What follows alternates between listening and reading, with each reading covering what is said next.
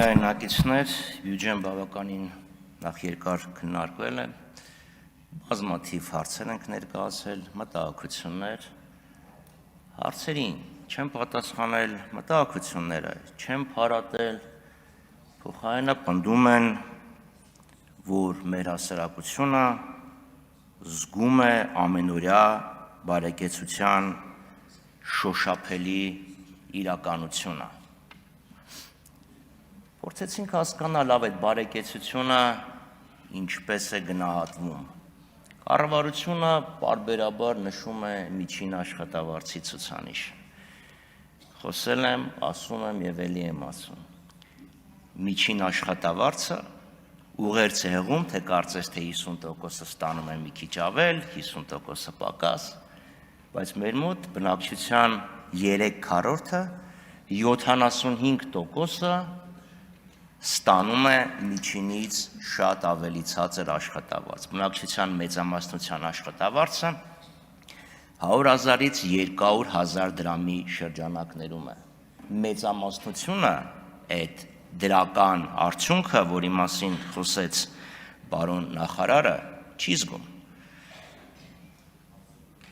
Բարեկեցության շոշափելի իրականությունը չեն զգում նաև մեր անհուսալի վարկառուները։ 330,000 մարդ ունի անհուսալի վարկ, սպառողական վարկ, իդեպ նրանց մեծամասնությունը, բացարձակ մեծամասնությունը։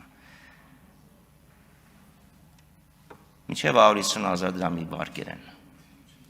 այսինքն մինչև 250 ներողություն եմ խնդրում, այսինքն մարդկանց մեծամասնությունը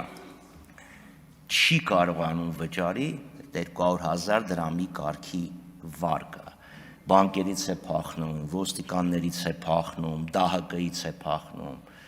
բայց չի կարողանում վճարի եւ ծանոթ մեկին էլ չունի, որ դիմի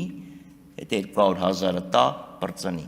Կառավարությունը իհարկե դա փորձում է շտկել, բայց չի խոստովանում, որ այդ անհուսալի վարկերի դեմ պայքարի իրենց ծրագիրը ձախողվել է։ Մենք 300,000-ից 330,000-ից ավել շահառուներից 5-6,000 հոգի մարդն է ընդհանրապես դիմել։ Լավ, ես ասենք թե Եվրանեստի նիստին էի, դրա համար չէի մասնակցել հանձնաժողովի այդ նիստին, բայց նախարարը ինչ չի մասնակցում, հետաքրքիր է։ Մյուս հարցը, որը ես տվել էի, մեծարգո Տիկնայք եւ պարոնակ սիրահարնակիցներ, վերաբերվում էր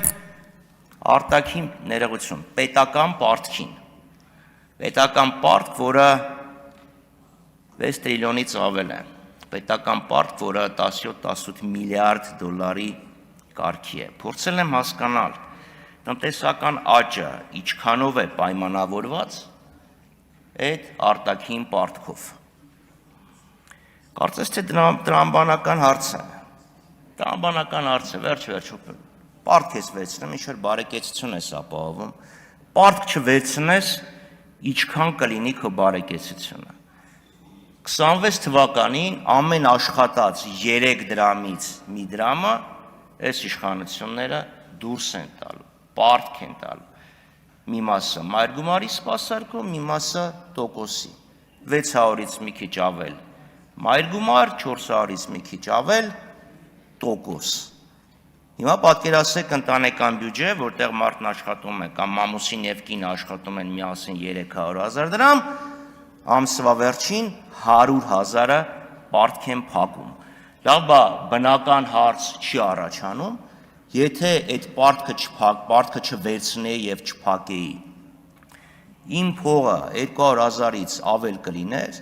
թե ավել չէր լինի։ Կարծում եմ բնական տրամաբանական հարց է։ Մեր բյուջեն այդ փողը, որ դուրս է տալիս,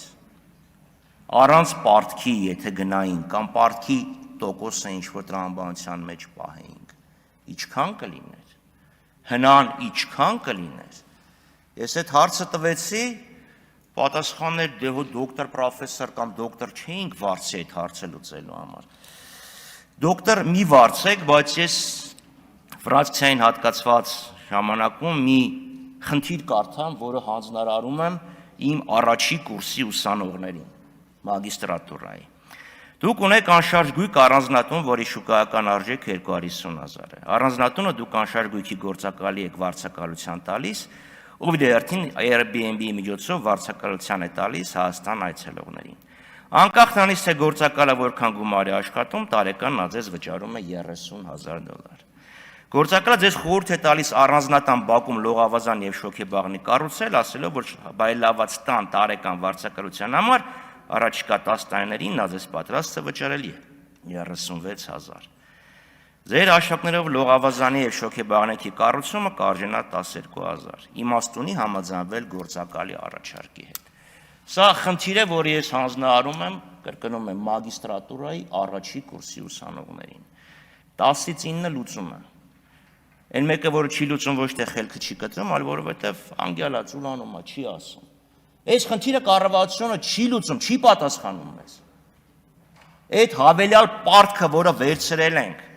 մեզ ինչ հավելյալ բարեկեցություն է ապահովել, զտեք, ներկայացրեք, որ հասկանանք, իմաստունի դակ մտնել, թե չէ։